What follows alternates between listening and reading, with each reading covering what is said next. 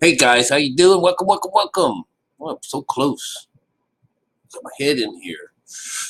Anyways, listen, guys. I think you're grown up enough to learn some secrets. Some really bad, they're kind of mean, kind of awful, kind of like stir your mind. Shit, kind of. Wow, did you have to tell me that? Yes, I'm going to tell you this, and watch only about 3 or 4 people catch on.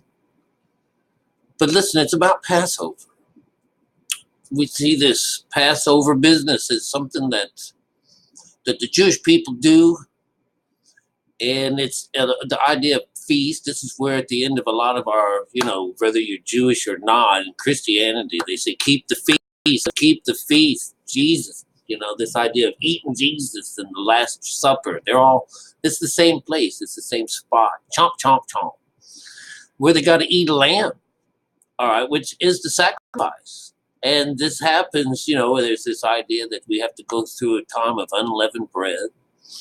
So I'm going to do a couple of little businesses with you right now to let you know that unleavened bread means something that doesn't rise. That's often about the idea of the mind is shut down. It's quiet. It's comatose. Because thoughts are bread. And so when you have unleavened bread, it's nothing that can rise. There's nothing in there. It's supposed to be quiet. So I'm hoping that's enough to show you that, but this is part of the bread. All right. During the feast. Yes, so this other thing is that if God tells Moses and Aaron how to do this, all right, and this idea that if they could put blood here, and there, this is spirit. You can put it around the headpost and stuff like that around your door when God comes out to offer his last wrath. This actually comes out as the 10th one. So 10 is one and forever, or for a long time. 10 is representing God itself. All right. So this final plague, he's telling everyone, these Israelites, all right, which is the people that represent him. They built the tabernacle. They got all the shit together. Or what they're going to, I think is how it's going to work. But that's people. Do this, and this will protect you from, is going to protect you from this plague. And this plague is going to hit everyone. Everyone. And this is the only way, and you guys are the only ones I'm telling this to. So, in reality, what it is for you guys out there that are saved, if you were to take your doorpost and make it with blood, fill it with some kind of spirit, then this grievous head wound won't happen to you, because it's killing the firstborn of everybody else in this kingdom. This sets up the separation between us, the separation of the kingdom, where kingdom shall be against kingdom and stuff like that, So you would see that this was the beginning. It says, you guys, I want you to go and shield yourselves. You guys that are the Jews, my people, go and shield yourself by this, because I'm about to take everybody else's brother away from them. That's what it means to take away the child. And this wasn't, a command by him. This was God. God took it away from everyone. And that's the places where we are in these stories. So this Passover, everyone's celebrating Passover. We don't want it. We don't want it. That's really what it is we're not looking for it. But, the Jewish people are waiting still for their Messiah, So they just threw Jesus out, right? They don't want it. They don't want it. They celebrate on the 6th, not the Sabbath. They just don't want it. Nobody wants it. Jesus tells you, even these Christians, they don't want it. Nobody wants it. That's why our channel only gets such little hits and stuff like that.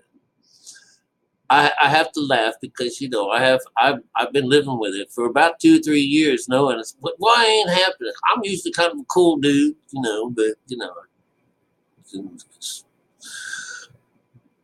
I guess I'm better karaoke than I am at teaching God's word. But anyhow, damn it, It's because that slumber that God has put on everybody they're all hearing, wah, wah, wah, wah, wah, or something like that. They're God knows what they're hearing. This sound like, well, it's not making any sense whatsoever. When it's seamless, it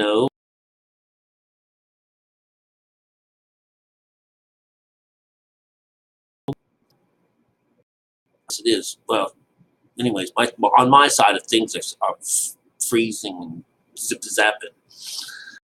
I'll make it's only like 5:30, 31. So listen, I want to mind you down, see if we can get a quick little lesson in, if we haven't already taught something.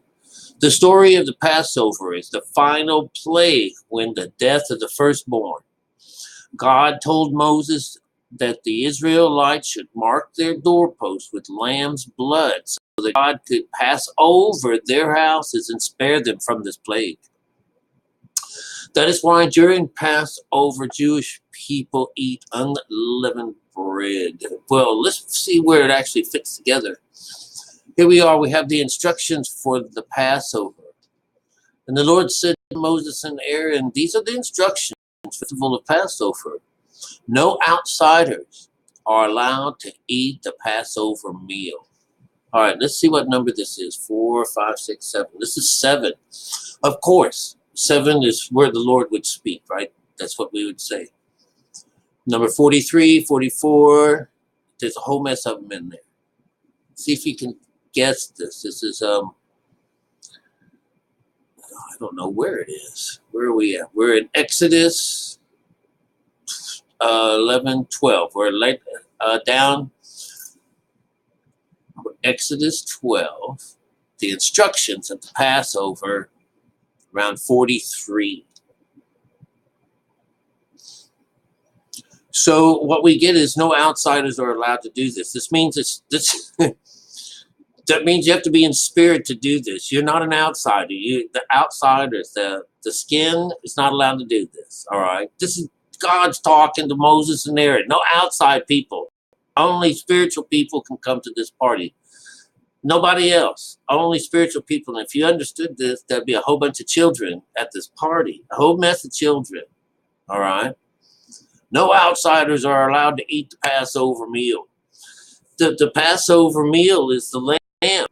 This is the whole point of it. It gets started out, and later on we'll find out what position it comes in. But you're the meal. You're the one that we're chewing and eating up. And this is that idea. When do we get to do our sacrifices again, God? When can we sacrifice again? So, and God is like, no longer will I smell that savory meat, because it sounds really terrible, but that's really what he's talking about, This is what they're going to eat is us. This sounds terrible. It just sounds absolutely terrible. But yes, we are the sacrificial lamb. And it happens to be that, that's what they're eating in this situation. They're eating us. They're eating the skin, the skin part. This is like, which means they're following the directions. They're following directions correctly. All right, the skin, which we found in our Bible as being the spiritual side of the Bible. But any slave who has been purchased may eat if it is circumcised, if he's circumcised.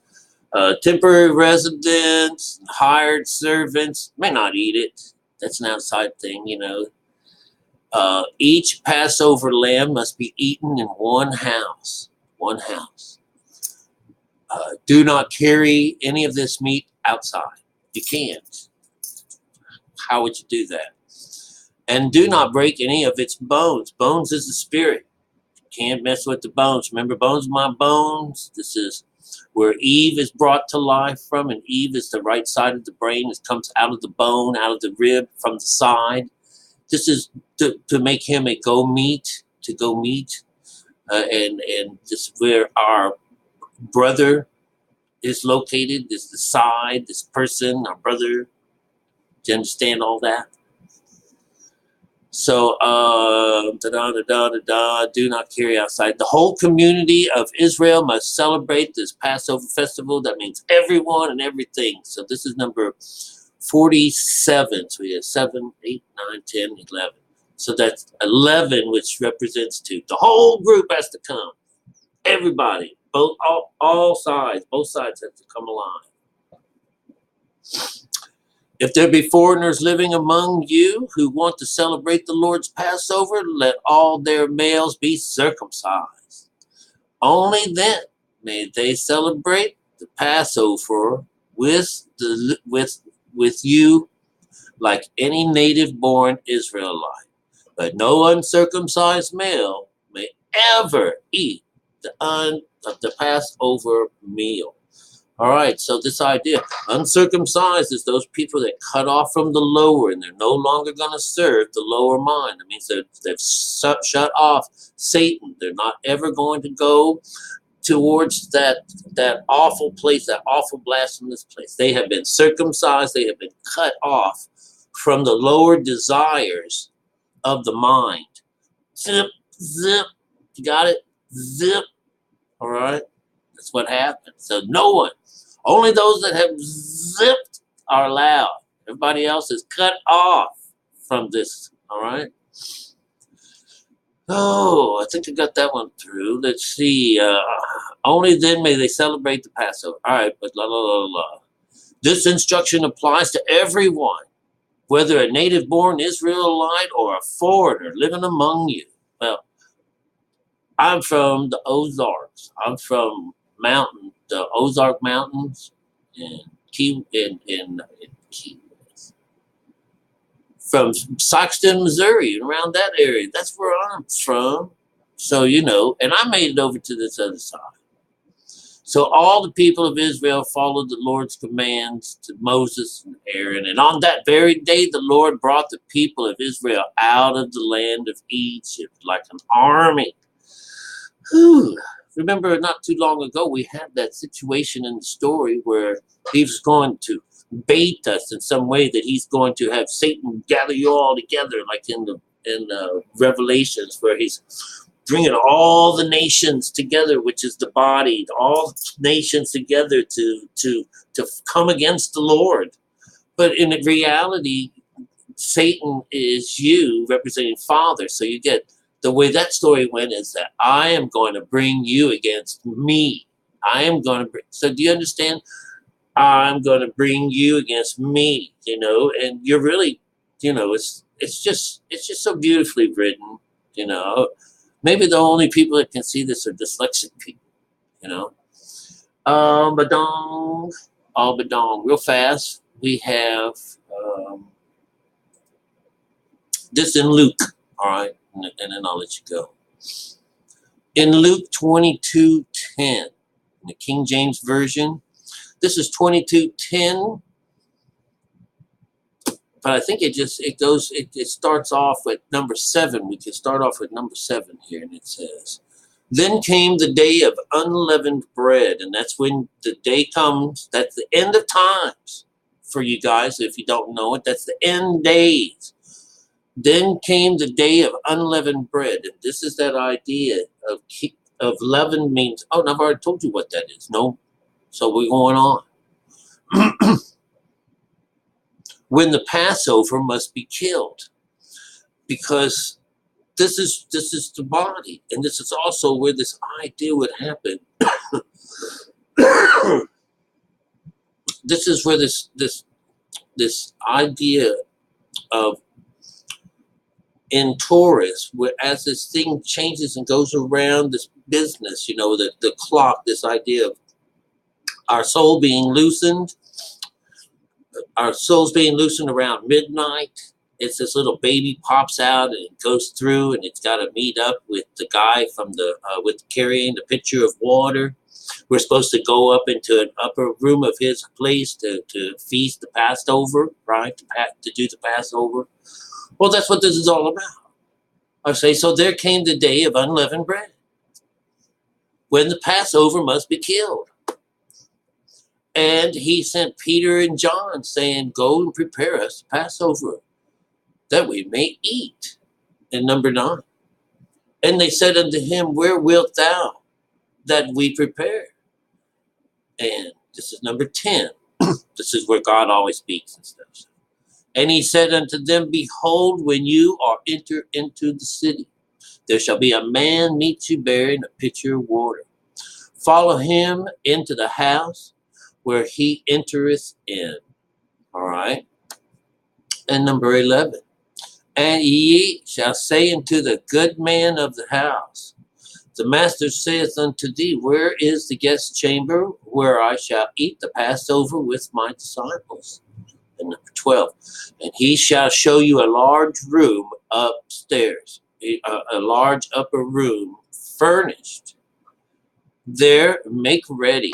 All right. So real quick, before I go anywhere, this is number 12, which is the third thing. He's going to show you this place upstairs. This is an upper room furnished. Remember when they was like bringing everybody into this new room or this new area, where the grievous head wound is now the place, a village that had no walls and no doors and no gates, no nothing, and it just had beautiful spoils and things like that. Come on over, be on our side. This is how God was going to kill us, right? And He's going to pour out all this love on us, all the Spirit. He's just going to give you copious amounts, unending amounts of blood. Sounds real terrible, right? And it's actually a beautiful thing. It's just an overwhelming amount of Spirit. All right, He's going to pour His Spirit out on you. How beautiful. Who else could ask for more than that? So he's asked, so number 12, he says he will show you a large room unfurnished. All right, in this upper room. This is what we're talking about. It was unfurnished because it's the grievous head wound. It's that place that you're supposed to go to for rest. This is that idea. Wow, check it out, you guys. All these stories are talking about the same place and the same movement. He will show you this guy, the master of this house. Where's this at? So you'll find that it's your buddy, it's your brother, it's the child in you. They said, Master saith unto thee, where's the guest chamber? And he will pass it. So anyways, we can eat Passover with my disciples. And he showed him the large room upstairs. There make ready. Number 13, and they went and they found as he said to them, and they made ready for the Passover. How cool is that, you guys?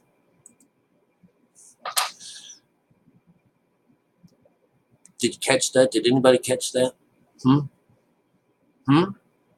Did anybody catch that at all? So anyways, when people are celebrating the Passover, they're glad it's not coming. It's just crazy. It's crazy. You don't want, you want them to pass over you. You want them to pass over you, right? How is my dyslexic mind understanding this today? Yeah, because it's the idea that God has put this plague out on everyone. And the only way to save it is by putting the Spirit inside on these doorposts, which is, they're talking about our minds. They're talking about this place. So those that are the real Jews are protected from all this crap. And your child is saved. That's what the stories are about. Jesus is born into the world. And some king out there says, someone's going to be king besides me. Kill that motherfucker. Find him.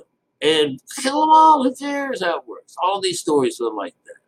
This is how Noah, not Noah, who's this? Moses, this whole damn thing about being drawn out of the water. Oh my God, damn, all these stories. Drawn out of the water. That's out of, when you come as a child, this is that place where you come as a baby and look, he comes into the arms of some woman and she's being watched by somebody else along the way. It's always those two witnesses watching what's happening, what's going on. So Moses is born as this little baby right off the bat. There's someone out to kill him. And no one knew that, but the same story goes. It's the way it works. When baby Krishna is born, he had 6 siblings that gave up their lives so that when the 7th one came about, or the 8th, whichever one it worked out to be in, came to life and to be this Christ and to be overcome by this child, by one of your sons. They're the same story, no matter what part of the earth you're standing on and viewing these beautiful stories. If you can see what I see and hear what I hear, they're so beautiful. And you can understand them now. So, I don't have to be a Hindu guy when I hear the stories, I can hear what they're saying. The same things in our stories. They're just preached over to a whole different group of people, and a whole different language, and a whole new different diorama, how things are spoken to and how they understand stuff. It's just so beautiful. And to see how they all tie together through this code, it's weaved together so beautifully. So beautifully. That's how I know that this is the truth. Because I know it. I know this is the truth. I don't have to be, I already know. Somehow or another, I know this is the truth. That's why we don't get nobody caring about us, because it's the truth. It's the last thing on earth that even earth itself is going to be coming against us just like that. These guys, they're ruining everything. Motherfuckers, we stop this from happening. Well, they say, well, we can't necessarily do this or that to them, but, we can damn sure make it real hard for it to get out there. Plus, the idea that, people can't see, can't hear, and can't understand. It's so tough. This is the wrath. This is the plague brought on by God, So anyways, it's a tough one. It's a tough one to fight, all right? People have to already be half healed of this plague on their own. Someone like you and me, we come over and tip them over. Show them this is what you're supposed to do. You're supposed to think a little bit higher of God than you've been. All right. Unbeknownst to you, you've been treating him like shit. That's how he gets to come up and honest, you guys. That's how he says, you guys already fucked me up, all of you, God damn it, you. And as soon as you find out, and then it's like, and then after that, you just kind of like, well, thanks for inviting me over. It's been a long time. All right. Yeah, and I don't even know that. That's all I can say is I can only think that's how the science is. I've been waiting for my day, waiting for that day. Waiting. I was. All right, I love you guys. I'll see you later. Okay, take care.